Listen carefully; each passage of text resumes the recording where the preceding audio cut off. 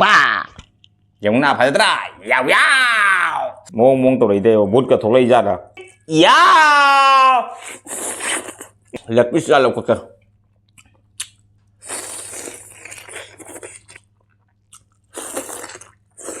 อามาอันนี้กุนชาไว้เต็มรันตีเลยLet's go baby look at it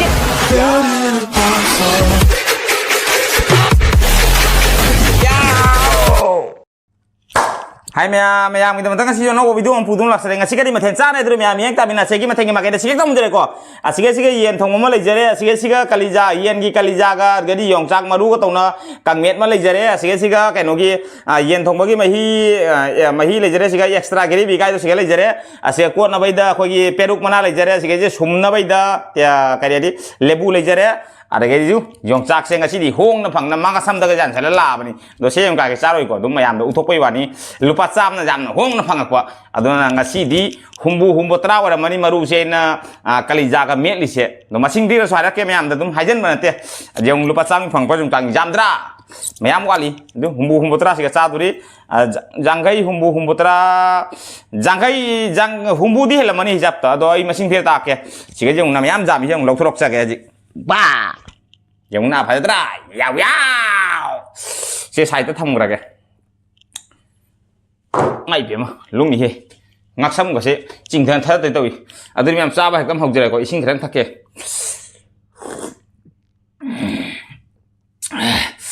วันหลังนี่จำนะมายามาแต่งก็ชินวิวช่วยผู้คำชินวิวช่วยแต่งก็ชุดชินดอกซะเลยผู้คำที่เลยแต่งชินลาตรงนี้สัตว์อะไรกันแต่เช่นเปรุกนี่asalnya lebu nih mahi sih kalau jadi ekstra gini bi solo puru as lo aja lagi ser per lo aja asal lo isel laga satha wana phaya bang tak yung sak maru sih huren cara tuh aja lagi cara dengan kemai hai nih asiki makara jawi ko du myam jawi du mayam sum khamgi ro se masing he kya no na jangai di hen mani masang manga ne na to re se masang manga oi di masang masing thir tam ke ko oi da pa da ka men myam thai du asena masang amani ko masang da masing thi ke jong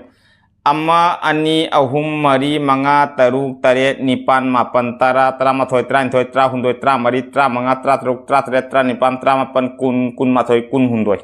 asika kun hundoi pali ado aina laugi basiga tra nipan gi tra mapan gi kun gi khara jaw gi ba masang mangani ado ri kyam se ngoni jeng humbu tra si ri sam helam bajai adum hai rim do sige si ato pa thira ke jong atien mo thira ke du atien mo thira ke jong ase rim habe amma anni ahum mari manga taruk tare nipan mapan tara tra mathoi tra indoi tra hundoi tra mari tra manga tra truk atien ma se tra truk changi asige mutien ba kadai lei ge du ase ma lei re du ase ma tien ni ko asiu thirak se ke mayam da amma ani ahum mari manga taruk tare nipan mapan tara tra mathoi tra indoi tra hundoi tra mari tra manga ponamak te pik pada tra manga ra sangai ko doina laurai sing ge somai sang ba somai tau ba ngak tani adung khangbi ro mayam na tra manga ore su manga da kyam tang man do huren sa ba khudingi kamai ut kani do adu mai no uthok pading amroi hijab taro utoi si joi sa ba ho ga dum masing thi thi tara ke sangaga di adu yam sa ba ho no bi toroge lebu sima jar laung sum jage mutang lebu su tangi ne bo maman kai jara roi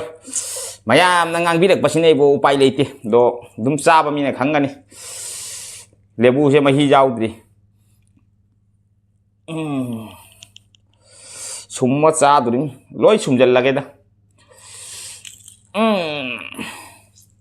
maru ko jaw dri si lebu se du maru jaw di kain wadi pi ya ba maman ri hai kara tre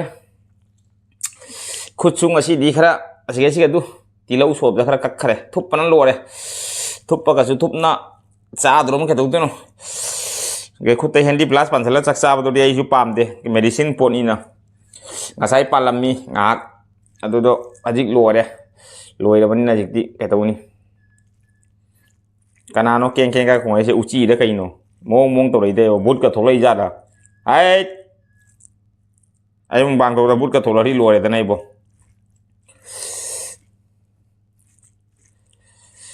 ꯑꯗꯨ ꯃꯌꯥꯝ ꯆꯥꯕ ꯍꯧꯅꯕ ꯇꯧꯔꯒ let's GO log kit ꯌꯥ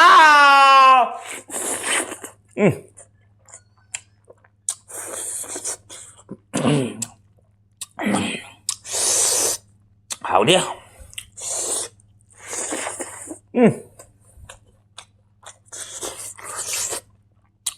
lapis lalu kok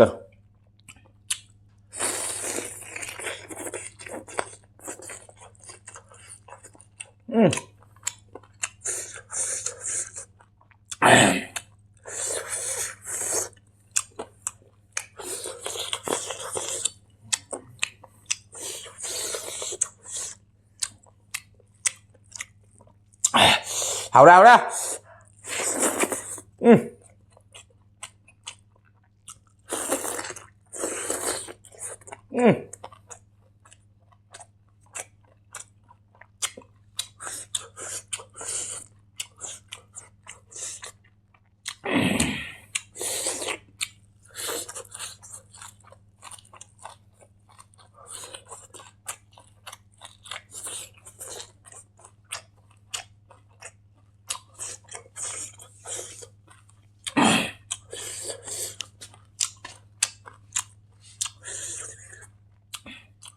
ngasi berungnya kayak berung no kayak kali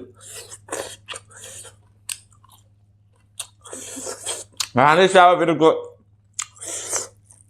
kayak thốt lihat à asih siap kayak normal lah mấy tên là rồi mất tả là cái số mấy tên là thả mất tả là cái số mấy tên hạp mà lấy ra đi sẽ mà học sẽ mà nó đây berung sẽ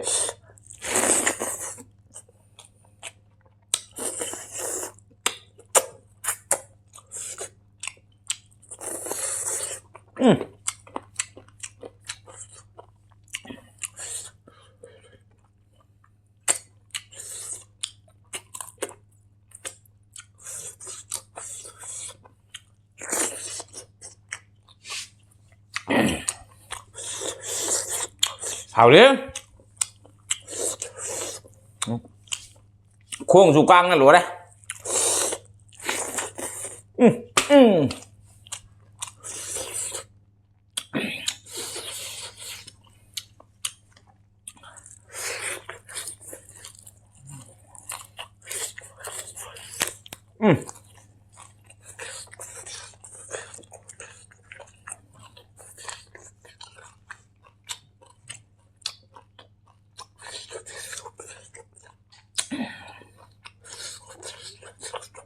kada kali peluk se kalau madzak ti peluk no honde se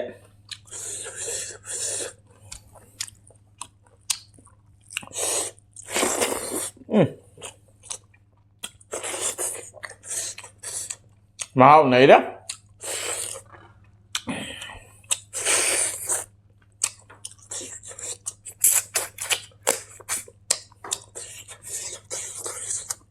phô quá rồi đó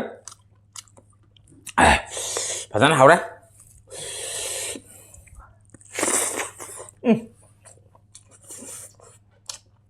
makan này là chắc cái lau bìa rồi đúng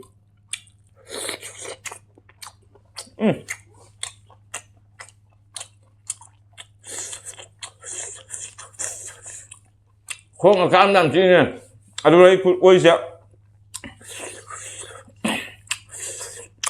mà hát đây can cắn liền dùng chắc mà luôn rồi em đã một cái luôn amma ani ahum mari manga taru tadet nipan mapan tara tara mà thôi tay thôi tra hôn đuôi tra mà đi tra manga tra taru tra tadet tra nipan asente tra mapan kun mà thôi kun ni thôi kun hun đôi kun mà đi kun manga kun taru kun taret kun nipan kun mapan kun tra ate sa ni ko kun tra san sa rồi có thì là kìa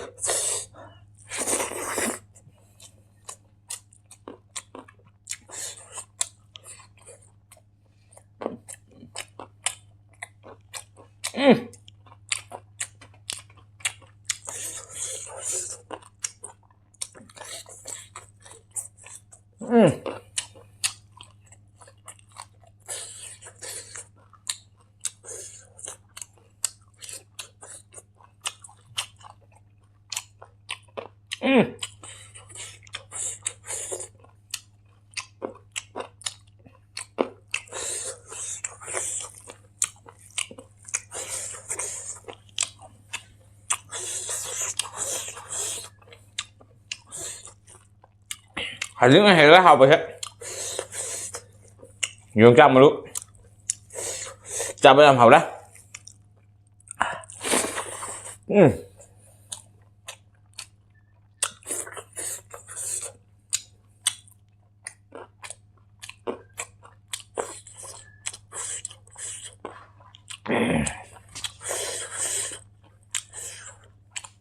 phải thế nào đấy không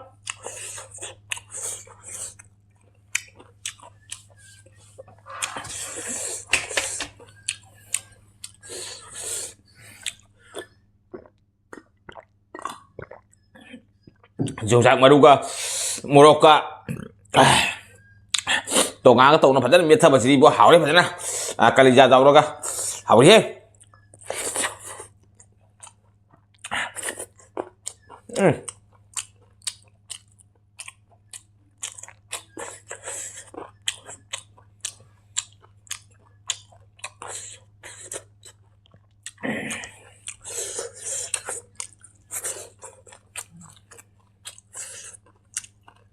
ngasih bebek jahat deh boh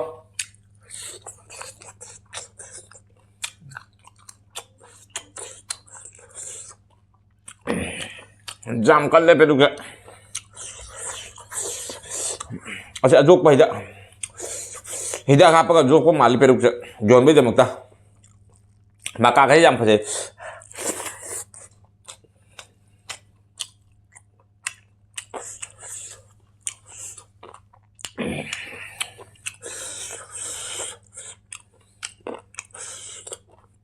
jum đây nằm đa kia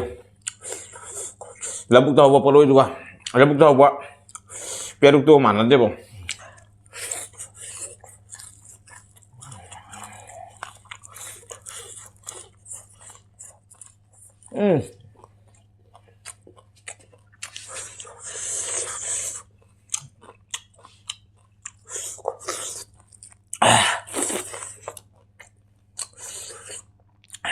makan dulu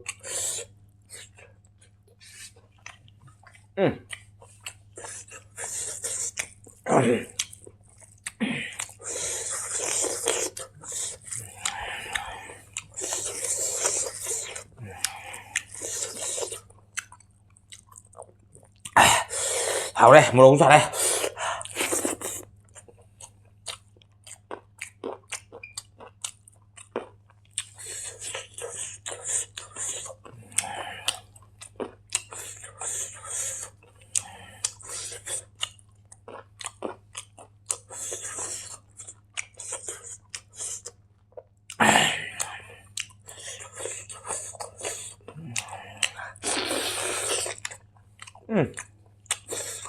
cậy mà không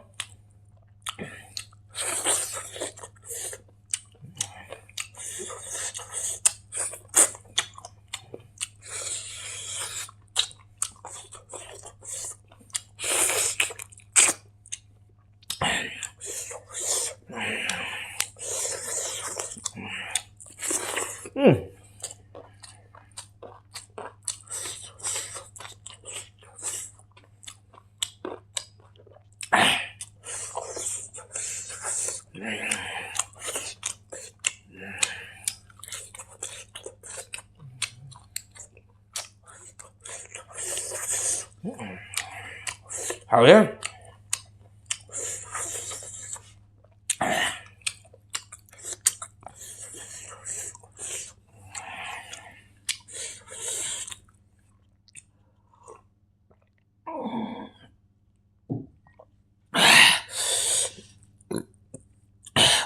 ấy camera sẽ mua ôn tố thầm mà ra ra mang ra đây đi ôn tố thầm mà đi bơ để có tòm rồi đi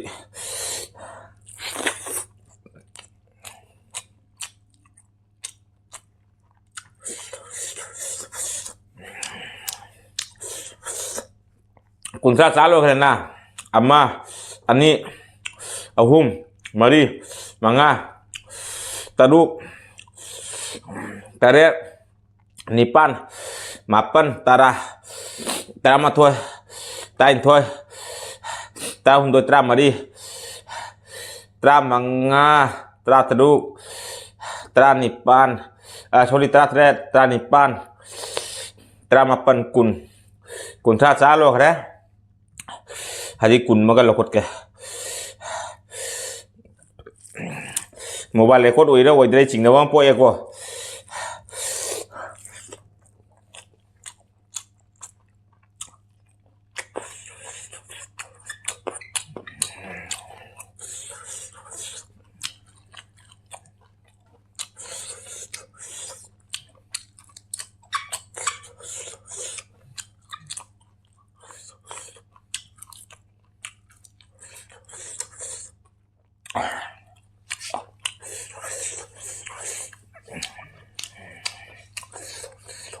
ngam nó cứ gì từ mobile camera bị thua á thì con bắt tâm mấy làm đầu tiên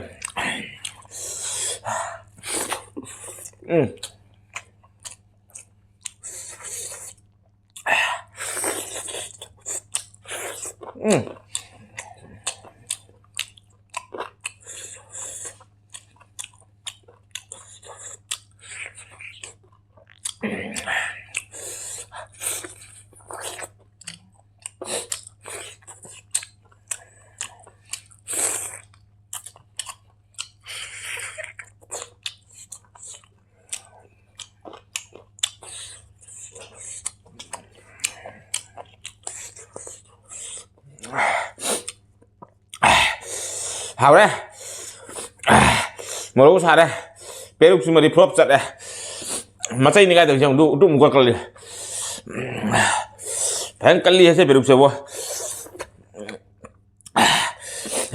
ai cái làm nó sẽ là thoát lắm cái này cali bữa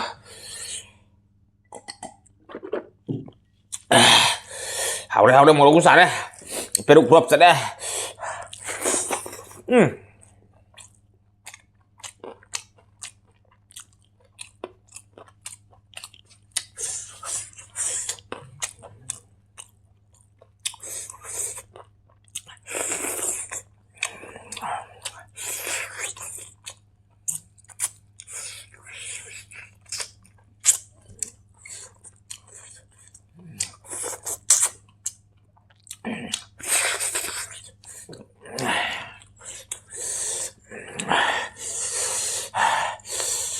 belum buka dah.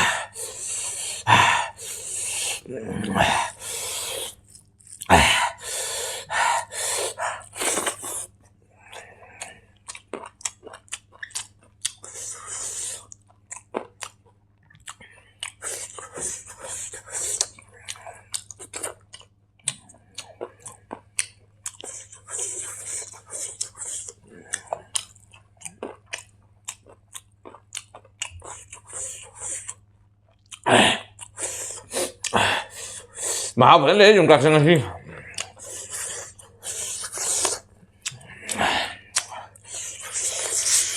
Jam hong là số phẳng ra.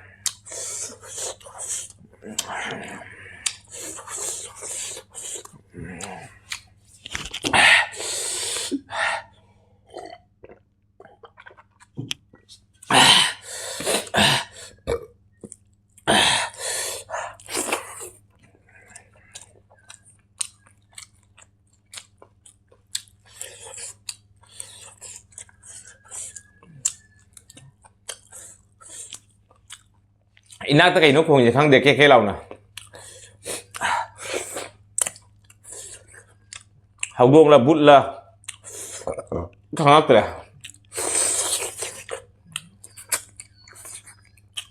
hả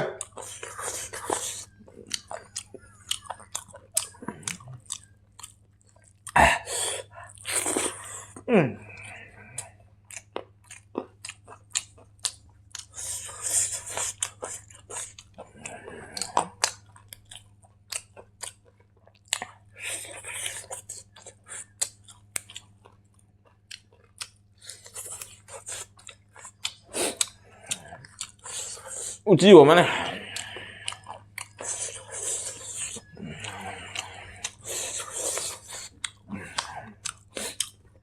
잘해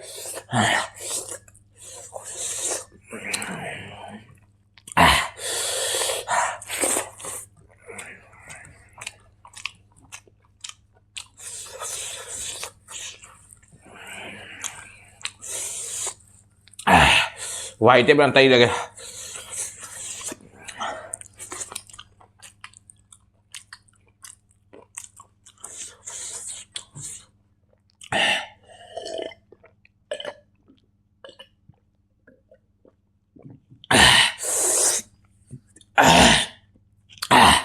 반찬 하오래. 반찬은 부더 그래. 종짝 마루. 장카이 딜러 확 가라 반찬아. 빼룩지마 부럽자 그래. Jile mo je kya jong amma anni ahum mari manga taruk taret nipan mapan tara tramathoi tran thoi trahum doi tramari tramanga tratruk tratret asiri magi Maprang atau nih kali jagi. Terakhir mau lemah udah. Jangkai macam kare duri kiano humbu teret ni pura isi na. Jangkai mau salah. Asap peruk mau prop cara. Mau hujam sare.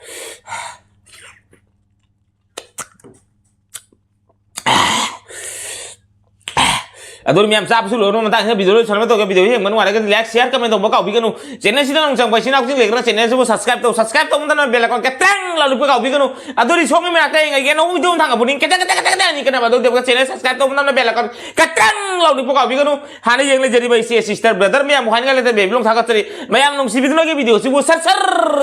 lalu karena siapa tuh video sih hari kan miam kayak ada biasa lalu lagi ngasih di baby next video orang pun ngasih bye bye